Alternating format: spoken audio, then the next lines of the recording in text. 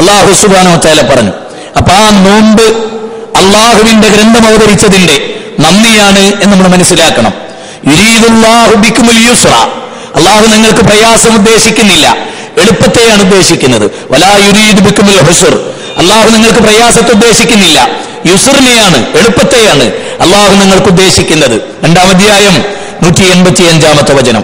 അപ്പൊ നോമ്പ് അത് എളുപ്പമാണ്, അത് ത്യാഗമാണ്, അത് സംസ്കാരമാണ്, അത് പരിചയമാണ്. റസൂലുള്ളാഹി സ്വല്ലല്ലാഹു അലൈഹി വസല്ലമ പറഞ്ഞതാ, നോമ്പ് വല്ലാത്തൊരു കൗതുകമുള്ള ഇബാദത്താണ്. ഇളനീര് കുടിച്ചുകൂടാ, ഇല്ല. ചായ കഴിച്ചുകൂടാ, ഇറച്ചി ഒഴിവാക്കുക, അന്നം കഴിക്കാം, അരിഭക്ഷണം കഴിക്കാം, കഞ്ഞി കുടിക്കാം, എന്നൊന്നും പാടില്ല. അതല്ല ഇസ്ലാമിന്റെ നോമ്പ്. പ്രഭാതം മുതൽ പ്രദോഷം വരെ അന്നപാനീയങ്ങൾ ഒഴിവാക്കി, സ്ത്രീയുമായുള്ള സംസർഗങ്ങൾ ഒഴിവാക്കി, ദുഷിച്ച വികാരങ്ങളെ, ചിന്തകളെ, ദുഷിച്ച നോട്ടങ്ങളെ, കൈകളെ, കാലുകളെ, ദുഷിച്ചതിലേക്കുള്ള ചലനങ്ങളെ എല്ലാം നിയന്ത്രിതമായ അപാരമായ ഒരു ഇബാദത്ത്, അതാണ് നോമ്പ്. ആ നോമ്പിന് സാക്ഷ്യം വഹിക്കാൻ പോകുന്നു ഇൻഷാ അല്ലാഹ്.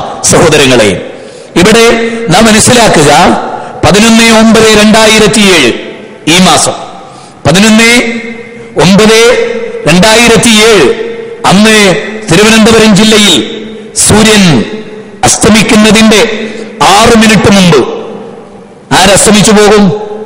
ചന്ദ്രൻ അസ്തമിച്ചു പോകും. തിരുവനന്തപുരം ജില്ലയിൽ 11/9/2007 ബുധനാഴ്ച, ചൊവ്വാഴ്ച 6 മിനിറ്റ് മുമ്പ് സൂര്യൻ അസ്തമിക്കുന്നതിന്റെ 6 മിനിറ്റ് മുമ്പ് ചന്ദ്രൻ അസ്തമിക്കും. അതിന്റെ ഒരു കാരണവശാലും അന്ന് മാസം കാണില്ല, ബുധനാഴ്ച നോമ്പാവില്ല. പിന്നെ ഉള്ള കാഴ്ചപ്പാട് എന്താണ്? ബുധനാഴ്ച തിരുവനന്തപുരം ജില്ലയിൽ സൂര്യൻ അസ്തമിച്ചിട്ട് 32 മിനിറ്റ് ചന്ദ്രൻ അന്തരീക്ഷത്തിലുണ്ടാവും. 2 മിനിറ്റ് ഉണ്ടെങ്കിൽ പോലും കണ്ടിട്ടുണ്ട്. 2 മിനിറ്റ് ഉണ്ടെങ്കിൽ പോലും നമ്മൾ എന്ത് ചെയ്തിട്ടുണ്ട്? കണ്ടിട്ടുണ്ട്. ഇവിടെ 32 മിനിറ്റ് ഉണ്ടാകും ചന്ദ്രൻ അസ്തമിച്ചതിന് ശേഷം. അതുകൊണ്ട് ഏറെക്കുറെ വ്യാഴാഴ്ച തന്നെയാവാനാണ് സാധ്യത. അങ്ങനെ തന്നെയാണത് വരികയും. അപ്പോൾ വ്യാഴാഴ്ച ഇൻഷാ അല്ലാഹ് അല്ലാഹു തൗഫീഖ് നൽകിയാൽ നാം ഖുർആൻ അവതരിച്ചു എന്നതിന്റെ നന്ദി സൂചനയായി നോമ്പ് നോൽക്കും. അല്ലാഹു അതിനെ തൗഫീഖ് ചെയ്യട്ടെ. അല്ലാഹു അതിന് നമ്മളെയൊക്കെ വിധേയമാവട്ടെ ആ പുണ്യം ലഭിക്കാൻ. കാരണം എന്താ? എല്ലാ ഇബാദത്തുകളും അല്ലാഹു പറയാണ്, റസൂൽ പറയാണ്, എല്ലാ ഇബാദത്തുകൾക്കും 10 ഇരട്ടി മുതൽ 700 ഇരട്ടി വരെ ഞാൻ പ്രതിഫലം നൽകും. പക്ഷേ നോമ്പങ്ങനെയല്ല.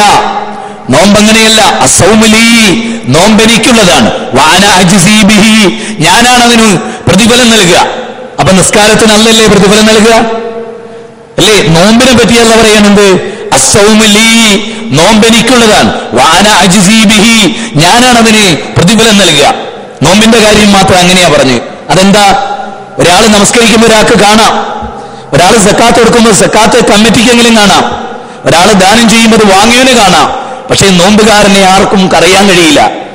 എനിക്ക് നോമ്പുണ്ടത് ആർക്കും മനസ്സിലാക്കാൻ കഴിയില്ല.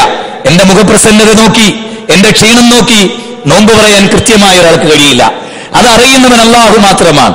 എന്റെ വീട്ടിൽ സ്വകാര്യ റൂമിൽ, അല്ലേ, എന്റെ വീട്ടിലെ സ്വകാര്യ റൂമിൽ എന്റെ സല്ലാജിൽ, ഫ്രിഡ്ജിൽ ഞാൻ സൂക്ഷിച്ച ഫ്രൂട്ട്സ് എനിക്ക് കഴിക്കാം, ആരും കാണാതെ, ആരും അറിയാതെ, അല്ലേ? പക്ഷേ എന്റെ നാഥൻ എന്നെ അറിയുന്നുണ്ട്, എന്റെ റബ്ബ് എന്നെ കാണുന്നുണ്ട്. അവന്റെ ജീവനാഡിയേക്കാളും അടുത്തവനാണ്. ഈ ഒരു ബോധം മനുഷ്യനിൽ ഉണ്ടാക്കി തീർക്കുന്നു നോമ്പ്.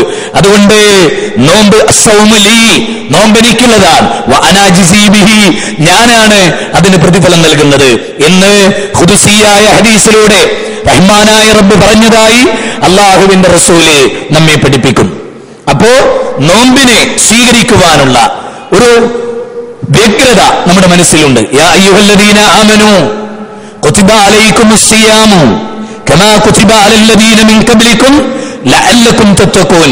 സത്യവിശ്വാസികളെ, അല്ലാഹു നയപരമായ, അല്ലാഹു മനുഷ്യനെ വളരെ വളരെ അവന്റെ മാനസിക രസക്കനുസരിച്ച് മനഃശാസ്ത്രപരമായ സമീപനം, അത് ഖുർആനിന്റെ സമീപനമാണ്. യാ അയ്യുഹല്ലദീന ആമനൂ, സത്യവിശ്വാസികളെ എന്ന് വിളിച്ചു. എന്നിട്ട് പറഞ്ഞു കുതിബ അലൈക്കുമുസ് സിയാം, നിങ്ങൾക്ക് നോമ്പ് നിർബന്ധമാക്കി. അപ്പൊ അത് പറയുമ്പോൾ ഒരു ടെൻഷൻ ഉണ്ടാവും. എന്താ? ഉമ്മത്ത് മുഹമ്മദിന്, നബിയുടെ ഉമ്മത്തിന് മാത്രം ഇത്ര പ്രയാസം നിറഞ്ഞ നോമ്പ് നിർബന്ധാക്കിയേ. അപ്പൊ അള്ളാഹു പറഞ്ഞു കമാ കുതിബ അലല്ലദീന മിൻ ഖബ്ലിക്കും, നിങ്ങൾക്ക് മാത്രമല്ല നിങ്ങൾക്ക് മുമ്പുള്ളവർക്കുണ്ടായിട്ട് ആശ്വാസമായി. നീ 100 തവണ എഴുതി കൊണ്ടുവരണം. അപ്പൊ കുട്ടി ചോദിക്കുന്നത് എന്താ അപ്പൊ എനിക്ക് മാത്രം?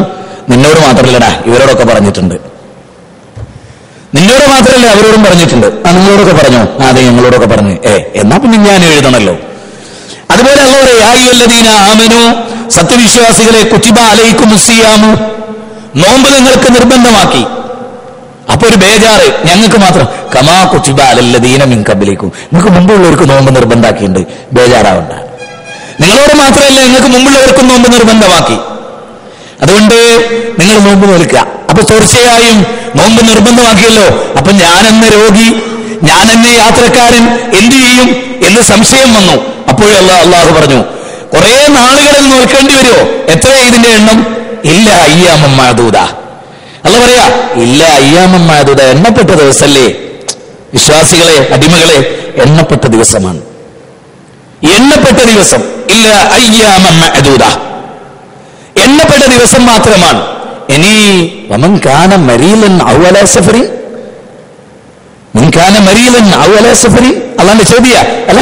ഇനി നിങ്ങൾ ആരെങ്കിലും രോഗികളാവുക, നിങ്ങൾ യാത്രയിലാവുക, ബേജാറാവണ്ട, ബേജാറാവണ്ട. അപ്പൊ വേണ്ട, വേണ്ട. എന്തിനാ നീ വിഷമിക്കുന്നത്? വേണ്ട. മരീലൻ ഔ അലാ സഫറിൻ, യാത്രയിലാ, ദീർഘമായ യാത്ര എന്ന് പറയാൻ പറ്റിയ യാത്ര. ഇവിടെ നിങ്ങളൊരു കാര്യം മനസ്സിലാക്കുക, ഈ മദ്ഹബിന്റെ കിതാബുകൾ പലതും ചർച്ച ചെയ്തിട്ടുണ്ട്.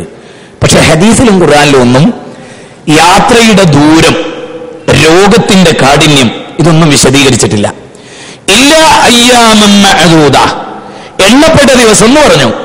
പിന്നെ ഫമൻ കാന മിൻകും മരീലൻ ഔ അലാ സഫറിൻ, ഇനി നിങ്ങളിൽ ആരെങ്കിലും രോഗികളോ യാത്രയിലോ ആയിരുന്നാൽ. അപ്പൊ രോഗം തന്നെ വെറുതെ ഒരു ജലദോഷം, വെറുതെ ഒരു ചെറിയ ക്ഷീണം. ഇനി യാത്ര പറഞ്ഞാൽ മാർക്കറ്റിൽ പോയിട്ട് കുറച്ച് അരിയും സാധനമൊക്കെ വാങ്ങുക, അതല്ല. ഒരു യാത്ര, എടാ ഞാനൊരു യാത്രയിലാണ് എന്ന് പറയാൻ പറ്റിയ യാത്ര, അത് ഓരോ വ്യക്തികൾക്കാ മനസ്സിലാവുക. ഞാനൊരു ഉദാഹരണം പറയാം. നിങ്ങൾ തിരുവനന്തപുരത്ത് നിന്ന് എറണാകുളത്തേക്ക് ബൈ റോഡ് യാത്ര ചെയ്യുകയാണെങ്കിൽ അന്ന് നോമ്പ് അസാധ്യമായിരിക്കും. കാരണം ഇപ്പോഴത്തെ നമ്മുടെ സർക്കാർ റോട്ടിൽ കൂടെ പോകണമെങ്കിൽ ഓന്റെ എല്ലും എന്തൊക്കെ എല്ലുണ്ടോ അതൊക്കെ ഊരിയിട്ട് റോട്ടുമേൽ വെച്ചിട്ട് പോകേണ്ടി വരും, ഒരു പിടി മാംസവുമായിട്ട്. അല്ലെങ്കിൽ എന്താ വെച്ചാൽ എല്ല് പൊട്ടിപ്പോവും.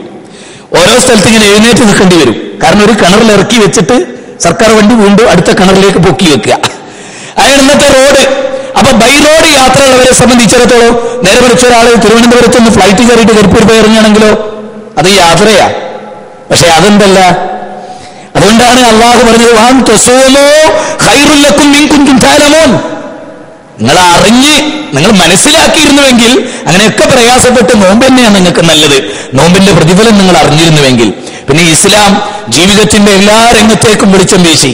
അപ്പൊ നിങ്ങളൊരു രോഗിയാകുക.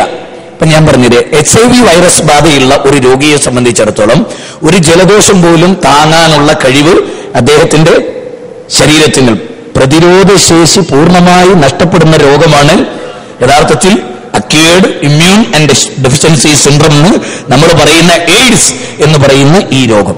അപ്പൊ സ്വാഭാവികമായിട്ട് അയാൾക്ക് ഒരു ചെറിയ ജലദോഷം താങ്ങാൻ കഴിയില്ല, സഹിക്കാൻ കഴിയില്ല, അയാൾക്ക് ചിലപ്പോൾ നോമ്പ് എടുക്കാൻ കഴിയില്ല.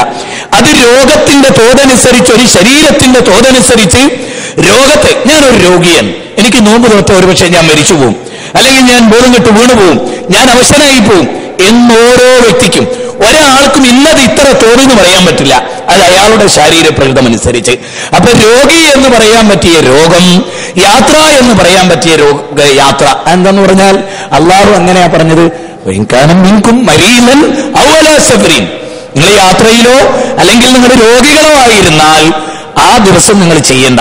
ഇനി നിത്യവാർദ്ധക്യം, നിത്യരോഗം, നിത്യപ്രമേയം, ഗുളിക ഒഴിവാക്കാൻ പറ്റാത്ത അവസ്ഥ, മരുന്ന് ഒഴിവാക്കാൻ പറ്റാത്ത അവസ്ഥ, അങ്ങനെയുള്ള ആളുകൾ പ്രായച്ചിത്തം കൊടുക്കുക എന്നാണ് ഖുർആൻ പറയുന്നത്.